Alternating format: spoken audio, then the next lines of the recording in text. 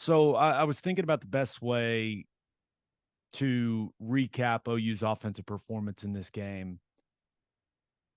And Ted, I think it's for the best just to get the complaining out of the way. Yeah. Did Oklahoma State fake injuries constantly to try and kill OU's rhythm offensively? Yes. Is that chicken shit football? Yes. Does the NCAA need to be able to do something about it? Yes. But it is what it is. Was it absolutely insane that the refs didn't call a pass interference when Drake Stoops was tackled in the end zone trying to catch the ball? Should it have been first and goal at the 2-yard line? Yes. Is that inexcusable and seem very suspect? Absolutely. Absolutely. But the game, you cannot, when you are on the road, you're in a hostile environment, the circumstances are what they are. You cannot leave it up to the refs. You have to play well enough to overcome that. And this offense just didn't. And once again, I thought the defense played well enough to win the football game. And I thought the biggest missed opportunity for Oklahoma's offense came in the third quarter. They had a chance to create separation and to take that crowd out of the game. And they didn't do it. What defense gets 2 turnovers on downs in a row. Then Ollie Gordon throws an INT on. Just a hilarious play. But the defense is getting stops. And out of that entire sequence, OU's offense gets 7 points. And that was the Tawee Walker touchdown. You call 4th and 5 play and the ball goes to Brendan Thompson? Okay. Now you're running mesh. He's got to sit down in that zone faster. I thought Dillon Gabriel put the ball where it needed to be put. Nick Anderson, I did not really think that was OPI. He's running a route and the guy drills him straight in the chest. I don't know. But Brendan Thompson, you got to make that catch. But it's 4th down, huge critical moment in the game. And you go to Brendan Thompson. I find that interesting. So that results in a turnover on downs. On the next drive, you're 3rd and 5. You run it trying to set up going for it on 4th down, in my opinion. Get stuffed. Then you have to have your quarterback punt the ball. It's well executed, but the defense strings together stops in that period of the game, Ted. You have to separate. You have to recognize that in that moment in the game, in that sequence in the game, you have a chance to bury them. You have a chance to step on their throat. You have a chance to take complete control of the football game. And the offense didn't do it. Well, and I thought that was the biggest missed opportunity of the game.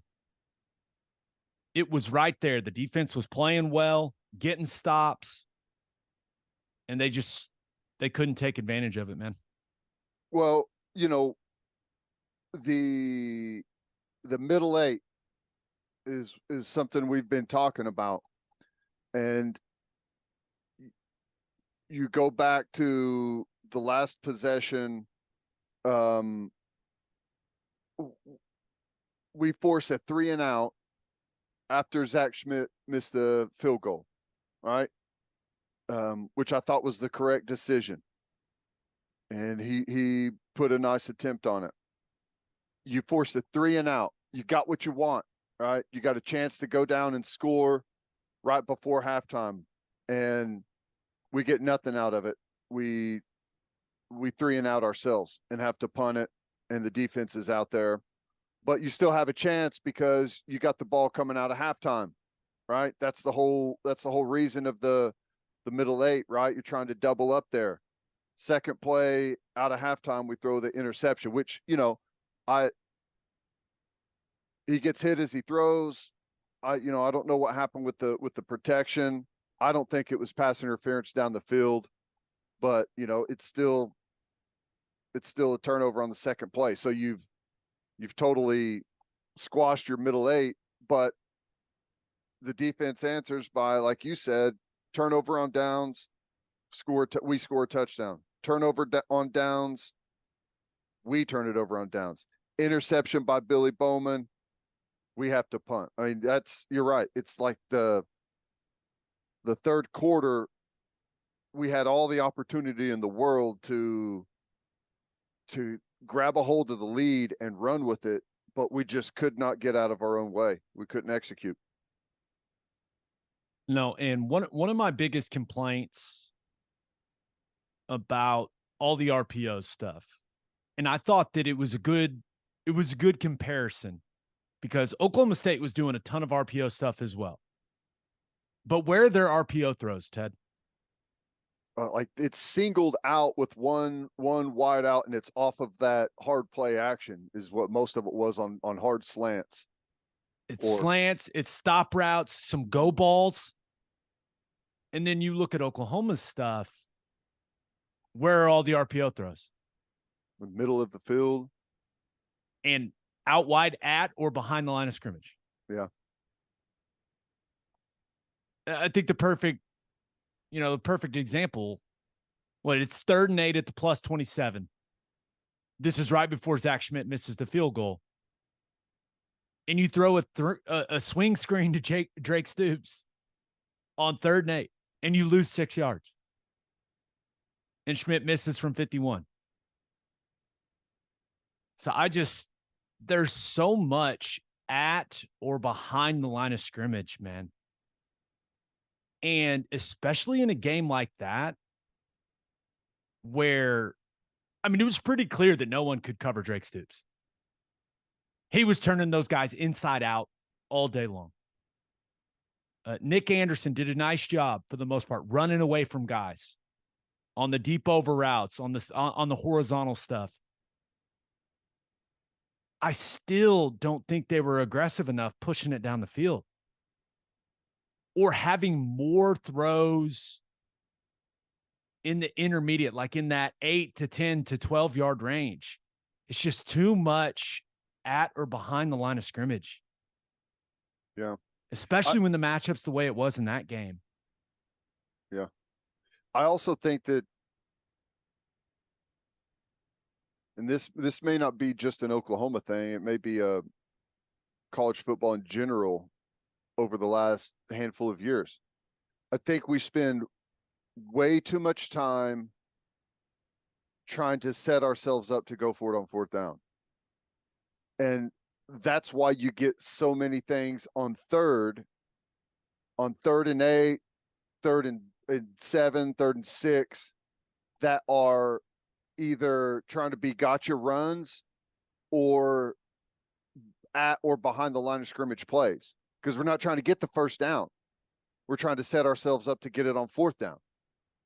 And I think you're asking for trouble to continue to do that. Like, it's one thing on 3rd and 7 to run a route downfield. It's not there. Check it down and take the short one and then see if you got an opportunity on 4th. That's one thing.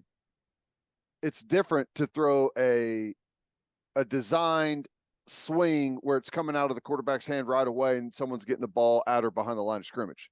Those are two totally separate things. And again, I think we're enamored with setting ourselves up to go for it on 4th down in that middle of the field area, kind of no man's land. Just get aggressive and go get the 1st down. We'll deal with the other stuff afterwards. Our defense is playing great. It's okay to punt the football. Try and get the 1st down. I hear you. And they were actually pretty good on 3rd down. With 5 of 12. Not perfect. Better than Oklahoma State. I think we beat Oklahoma State in pretty much every category except for time of possession and turnovers. Turnovers are it's usually a pretty important one. That's the story of the game, in my opinion. Well, now we're going to go through the positions individually, just like we do offensively. But I'm trying not to be too critical because I don't want to take away anything from Oklahoma State, but this is just how I feel as I evaluated them going into that game. And as I went back and watched this tape, scoring 24 points against that defense is just, it's not good enough. It's not a good defense. It's not. Where are the impact players? Nicholas Martin, yeah, good player. Colin Oliver, good player. Other than those two guys, scoring 24 points against that defense is just, it's not good enough, man. It's not. Yeah. Dillon Gabriel, 26-37 for 344, touchdown and interception. Thought he did some good things in the intermediate passing game. Some good timing throws, pretty accurate. He's got to change. Whatever his thought process is on deep balls, it's got to change. What did he underthrow? 5 of them? Most of them have been underthrown this year, even the completed ones. And he had 3 or 4 to Farouk. Farouk is not a burner. And Farouk is waiting and waiting and waiting on the football. He's either got to get a stronger arm or he's got to throw it sooner. Something's got to change. Flatten it out, something. Points are being left on the field because he cannot push it down the field the way he needs to. The interception was just a bad decision. He sees the safety back there. And he's under pressure, but he had Sawchuk on the check down. He had Stoops on an out route. Both guys are open, but he feels the pressure. He lets it fly. It shouldn't happen. Oklahoma State's rushing 3. It's a 6-man protection. They're rushing 3. Nicholas Martin, he triggers late. He adds late. Destroys him. Interception. Just should be a clean pocket. It's frustrating. I thought Dillon Gabriel, I thought he took some of the RPO game when he should have just handed the damn ball off. And I thought there were several of those. And it's unfortunate because you can see the run develop perfectly on a couple of them. I cannot believe there were not any called QB runs in this game. That blows my mind. With how aggressive they were, fitting the run with the safety. Help me understand, Ted. I don't know. Was there a single called QB run in this game? Like QB power, QB sweep. There was the QB sweep where they threw the RPO to the outside on it. Yeah. But other than that, how is there no QB run game at all? I don't know. That's something that they've had quite a bit of success with recently. You know, I don't know. Maybe they had. I'm sure they had them all up and ready for in the game, but didn't get to any of them. I don't know. I don't know. I don't know how that happens. I think that that always helps our running game out. It felt like we ran it good enough. I don't know that you necessarily had to have it, but it's been a nice addition to our offense whenever it's been in there. Alan Bowman had more rushing yards than Dillon Gabriel in this game. And I think he only had one run. That touchdown run was the only time he took off that I can remember. That's what I'm saying. If you take the sack yardage out, which, by the way, you don't have to do for Bowman, he didn't get sacked one time. Dillon Gabriel, he did not run the ball. It's crazy, man. Last thing on Dillon Gabriel, great punt. Right-footed. How about that? It was. It was good. It was good. Running backs. Let's start with Gavin Sawchuk, a bright spot in this football game. 13 for 111, had the long 64-yard touchdown. His timing with the run schemes was much better. The patience was there. It looked from a back's path and timing and the way that things were developing along the offensive line. It just looked much better. It looked in sync. Now, he's got to make more guys miss.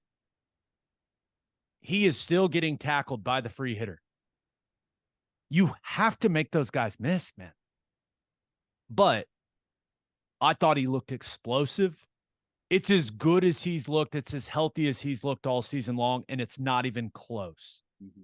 So if you're looking for positive takeaways from this game, I thought 27 looked as good as he's looked all season long, and that is something to be excited about the rest of the way. Yeah, no, I agree. And it, not only did I think Sawchuk looked better and his timing looked better, I feel like the gap scheme stuff that we're running, the offensive line is starting to get in a better rhythm on some of that stuff too. Just kind of taking it all in. It feels like, and perhaps it's the scheme and how Oklahoma State was blocking it, but felt like some of those guys did a really good job getting around, turning their head back around, getting blocks on guys from the inside out, good physical kick out stuff. Seemed overall that's maybe they tend to block that stuff a little bit better than some of the zone stuff. I completely agree. I think Tawi Walker's touchdown run's the perfect example. How about that guy coming in on one leg in the second half? Gave him everything he had. I mean, all you have to do is go watch the touchdown run. That dude was 50%, yeah, 60%. But the GT counter that he scores on was blocked so well that it didn't really even matter. And watching Tawi on the tape, the dude was playing in slow motion and was still very effective. It's hard to explain. It's almost more effective. Like, people were like running past him and he was just cutting back on him. It was strange to watch, but I thought he displayed some serious toughness because clearly that ankle is not right. Javonte Barnes. The argument, there's definitely an argument. Was that the right time for a trick play? I don't know. I didn't like it. But the ball hits him right in the chest. Catch the ball. Now, I believe he's supposed to catch it, hand it to Dillon, and then Dillon going to his left is supposed to carry out just a levels sprint pass concept. I think he's going to flip it to Drake on the reverse. I think it was going to be a fake reverse. Fake one? Because that's what they did against Kansas, right? So they were going to fake that and then have some over routes coming. The sprint pass was not open. So if he hands it to Dillon, I think he throws it away. I think you go to second down. But Javonte Barnes, he bobbles it. You just take the loss, man. Once the bobble, it's dead. You just take the loss. But Javonte Barnes was it was clear he was 1B coming into the game, right? It was Sawchuk and Barnes. It seems reactionary. He made a horrible mistake. Yes. It's a terrible turnover. There's no doubt. But we didn't see him in the rest of the game. You got Smothers out there who you and I are both excited about. But you got him out there in critical situations, and Javonte Barnes, he never saw the field again. You got Tawi Walker out there on one leg. It seems awfully punitive, man. Right? Like, if you make one mistake, and it's a horrible mistake, but you don't get to play the rest of the football game, and you're a big part of the game plan, I don't know, man. That just Well, I think that comes from the frustration of the offense not playing well. I think that's, if you're playing well, you're scoring a bunch of points, then I think you're more likely to look past something like that. But when you're not, and everyone's on edge, and the pressure cooker is building, the mistakes and the response to the mistakes just get, you know what I'm saying? It's not a good place to be in as a coaching staff, as players. It's not fun. it was the second drive of the game, and he never saw the field again. That's harsh. I mean, you have to execute. You can't make mistakes. I get that, but going with Smothers instead of Barnes, I don't know. Wide receivers, if Dillon Gabriel is going to keep underthrowing them on deep balls, they got to learn to jump into defenders and drop PIs. It's not fun to talk about, but you have to take advantage of the rules in that situation. They had several of them where if they just jump back into the defender, you're going to get the flag. Also, the wide receiver group having 3 false starts is insane. What's going on with that? Like, I've never seen that in my entire life. Happened last week on you could argue one of the most critical play of the game. It's veteran guys, Farouk and Stoops. Yeah. Now, Farouk's second false start, I didn't see it. Like, I watched it 10 times on tape, and my note is false start number 3, don't see what the ref's seeing. So did he argue it? It didn't look like it, so something happened. Maybe it looked like he sneezed. I don't know. But, yeah, you just can't have that. That's unacceptable. Drake Stoops, game of his life. I mean, how good was he? And I feel for the guy because he doesn't really even get to enjoy it. He was fantastic. Route running, he played as fast as I've ever seen him play. Was elusive with the ball in his hands, finishing with physicality. He was absolutely fantastic. He was the best player on the field for Oklahoma. Yep. And maybe his demeanor, maybe his comment, like you got to argue the PI more. Right. But I have to assume he thought they would throw a flag for him being tackled before the ball arrived. It's just incredibly bad officiating. It's inexcusable. It's ridiculous. But I did not understand the last play of the game for OU's offense. Now, we could talk about the spot. It's a bad spot. They don't reward Farouk for the extra effort. Rain comes and shoves the pile. They get a couple extra yards. I don't know if Lebby called that play thinking it was 4th and 3. But 4th and 5 and you run a 3-yard route, that doesn't make any sense. Yeah. And I hate the call anyways. There is an epidemic of teams calling sprint pass in key situations. Why take away half of the field? I don't understand. Yeah. I just don't understand. And it's happened in a lot of places. I don't get it. And it's not our, like, we don't do that. It's not our offense. It's a one-off play. You don't ever see that anywhere else. And it's tough. Like, you sell out on pretty much one option. Not a whole lot else there. It's one option. That's what that play has. Right? If the guy that is man on Stoops does not get picked, he's covered and he gets tackled for a 3-yard gain, and that's exactly what happened.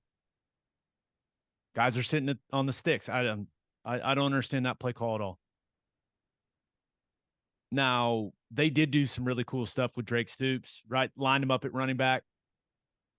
And that was great design by Levy. Line Stoops up at running back. Oklahoma State cuts him completely loose. You fake power pass to distract the linebacker's eyes. There's miscommunication. He's wide open. Great play design. Great execution. Other wide receivers, Farouk, 7 for 98. Thought he played really fast. Watching him on tape. Looked good. But DG just could not get it to him on those deep balls. He did not get rewarded for fighting hard on that extra yards on that last possession. I did not see any ref blowing a whistle, waving his arms. So I don't know. But thought he was good with the ball in his hands after the catch in a couple situations.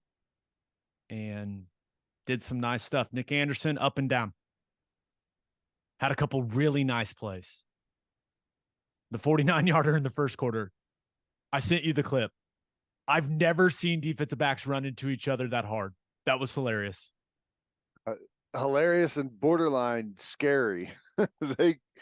Just right in the middle of the field. It was somewhere in heaven. Mike Leach is smiling. Just a little deep mesh concept, and both defensive backs just collide at full speed. And what's awesome about that is the way Drake Stoops sets it up. Like he pushes it high and then at the last second cuts under. Nick Anderson is as impactful he was on some plays. He dropped a 40-yard gain. You're on the road. You're playing a good football team. You got to make those plays.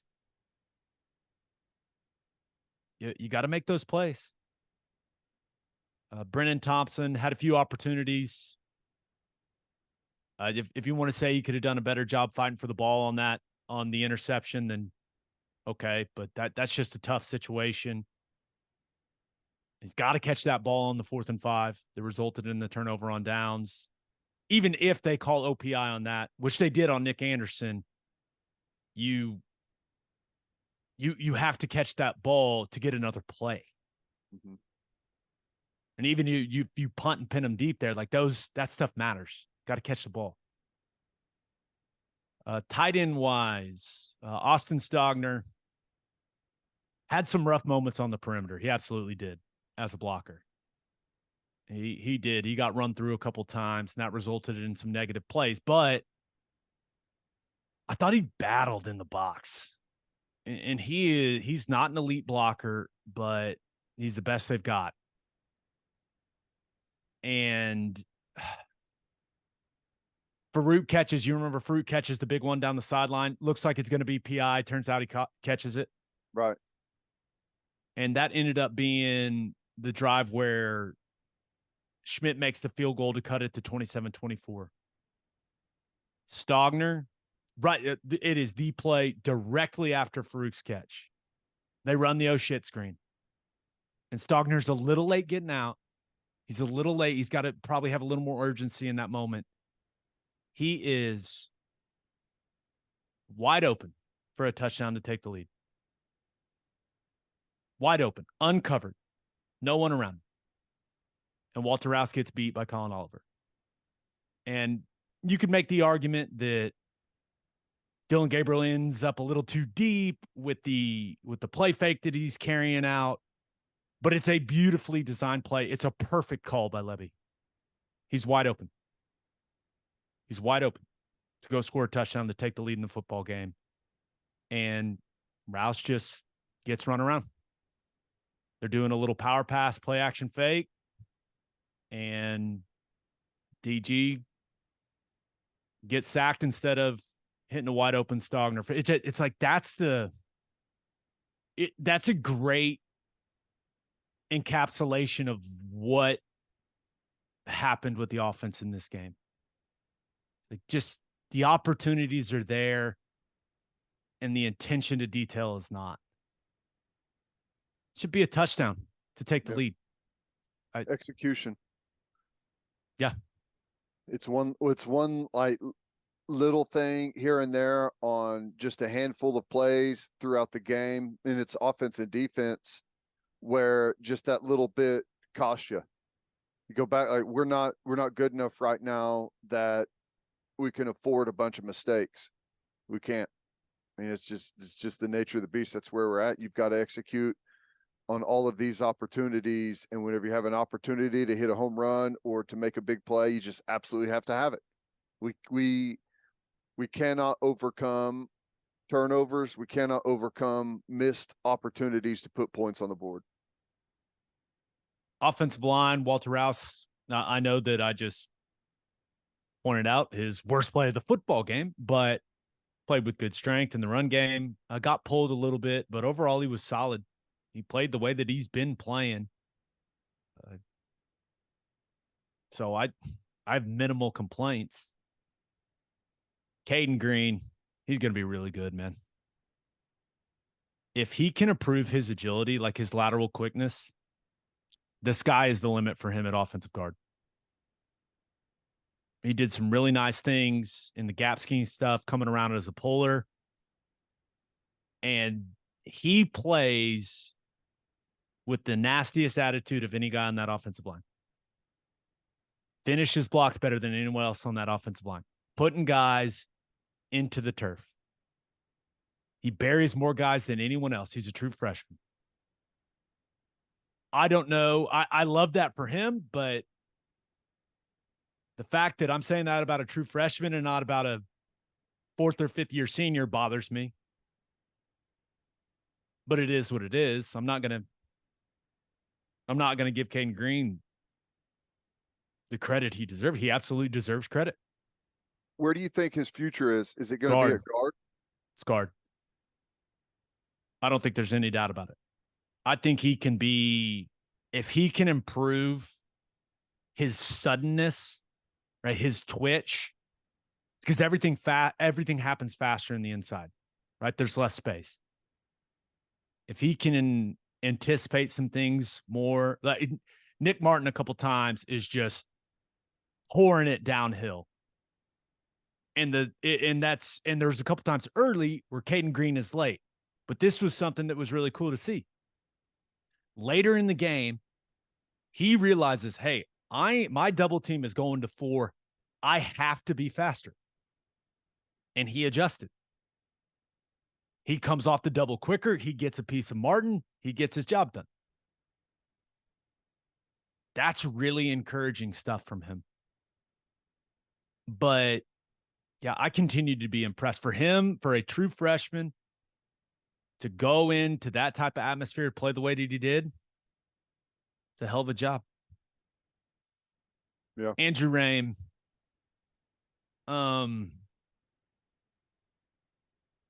I feel for him. It's a lonely feeling as a center. I've been there. And it's brutal that all people are going to remember is the snap. And he snapped it a little early. DG's like mid clap. The ball's coming. It hits him right in the knee. It's low and high. It's a bad snap. It is. It's also a little unlucky where it hits DG and just goes shooting back forward. It's a bad snap, but also a little bad luck. And it's a massive play in the football game, obviously. And I can assure you no one feels worse than Andrew Rame. So I feel no need to pile on. And he was a wreck after the game, and all I could do was give him a hug. But other than that, he played well. He played one of his best games. He lost a couple battles. He got pulled a couple times in some of the zone stuff. He got pulled early. He got pulled on the second play of the game. I gave up a pressure, but adjusted well. And he played well. But sometimes this is how it works in football, especially when you're touching the ball every play like you do at center. All anyone is going to remember is that snap. And that sucks. Yeah. Yeah, it's one of those things you don't even think about, that is not an easy thing to do, to snap the football, which, by the way, we're in shotgun every single snap. So you're talking about, give or take 75 times a game. It's got to be perfect, and you got to do it with someone over the top of you. And like, that's just like a check mark that nobody thinks about, is that's got to be perfect 75 times a game. It's the nature of the beast. And I hate that for him. That's why I wish we were, that's why I wish we executed as a football team so much more, to where we can absorb some stuff like that. But right now, like, we don't execute good enough across the board to where if something happens like that, it becomes catastrophic. I wish we would play ourselves into a position where we had a little bit more margin for error. I hear you. But we don't. Like right now, it feels like every call, every missed assignment, everything is like a potential game loser, which, I mean, that's how it is in big time football. But we have plenty of room to put ourselves in better positions to where we can absorb some stuff. I hear you. McCabe Matoyer just finishing out the O-line. And hey, it was the same 5 guys the entire football game. I like that. Went with a lot of guys that played a lot of football, and then, Caden Green at left guard. I thought McCabe Matoyer, he's still hurt. He's still playing through that ankle. He did not get a ton of movement at the point of attack in the gap scheme stuff and the zone stuff, but he did a really nice job on some of the counter schemes where he's the kick out puller, arriving with physicality. He did. I mean, McCade played the way that I expect him to play, right? Lost some battles, got pulled, and, gave up some pressures, but overall, pretty solid job. Tyler Guyton is where, I don't know what happened. Something happened to him in the second half. I'm not sure if he had a migraine or like something was going on. Like, he kept playing with his, I don't know what it was, but something was absolutely going on with him in the second half. And it did not look like he was feeling very well physically. So that's certainly something to keep an eye on, but he did not play as physical as he needed to in the run game. It's just a little too passive. Not enough violence, not enough striking. The double teams, not enough movement. Played a little high at times. Pass protection, he continues to be, he's probably one of the best pass protecting tackles in all of college football. But the run game is where it's got to be better. Just has to be better. And I know he's capable of more. He looked on some of he did a nice job when he was the second puller on a couple of those counter concepts, but also in a couple of them, he just pulled around and did not look like he knew where he was supposed to go. And several times unblocked guys that I think he was supposed to account for made the play in those situations. So that was, I don't know, that was strange. Just too up and down for how talented he is. Too up and down. Yeah. It should have been better. That's kind of where I'm at with it. It needed to be better. And unfortunately, it was not. And credit to Oklahoma State's defense. Those defensive tackles fought like hell. They were violent. They didn't make a ton of plays, but they were violent. Trey Rucker. Got to give that guy credit. He tackled better in space than I thought he would. Made several big plays.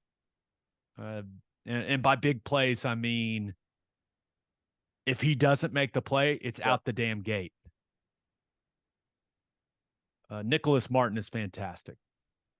the speed and violence. And also, he got a high football IQ. He just does some things, and it's the combination of high football IQ and instincts, where he sees it's 6-man protection. He sees whether they were keeping Stogner in or the running back in. That guy took their eyes off him, and he said, "You know what? Meow." Just punishes Dillon Gabriel straight in the chest. The guy's got him back though, didn't he? Yeah, the guy is just, but he's a heck of a player, man. Yeah, he is. He's a heck of a player. And then while it should have been a bigger day for OU's wide receivers, in my opinion, I thought Oklahoma State on the outside, those corners really competed. They gave up some stuff, don't get me wrong, and they should have given up more, but they battled. You know, I often go through this recap, and I tend to not mention the other team at all. But Oklahoma State, credit to those guys, holding them to 24. That is, while I think that it was more an Oklahoma issue, you got to give them the credit that they deserve. Yeah. Well, I agree. And I wish that as a football team we made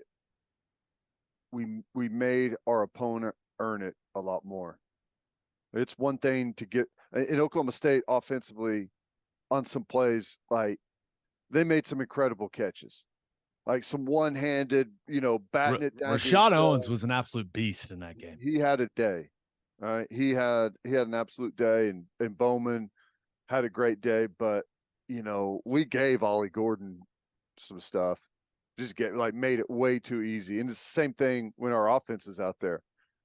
We didn't make it difficult enough on their defense. We didn't make the plays down the field. Nick Anderson, we didn't, we turned it over. Not earn it turnovers. They had the one where they earned it, right? But then we give them 2 turnovers by poor snaps. We're giving. Oh, hold on. Away. One bad snap. The first one was not a bad exchange, right?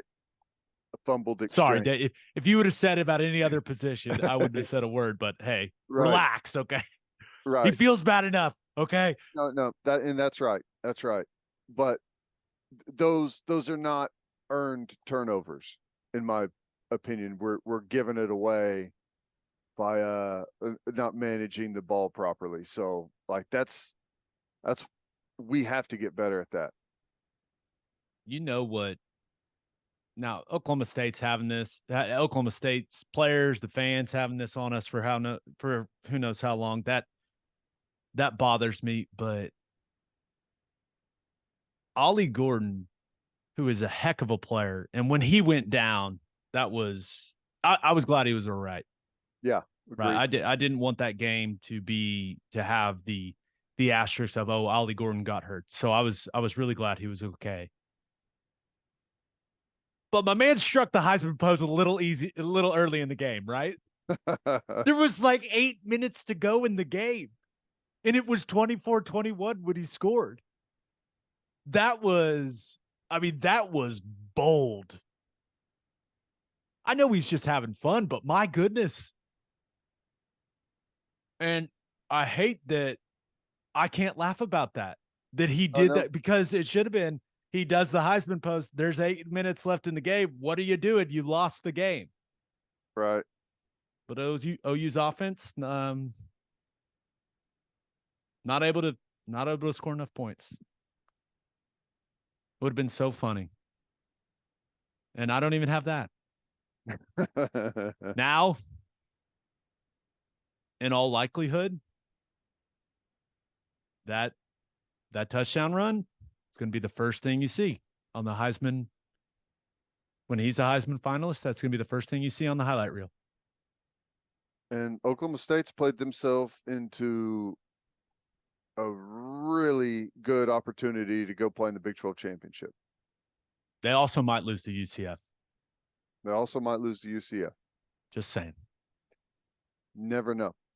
Anything else about OU's offense before we get to call your shot? I don't think so. Okay.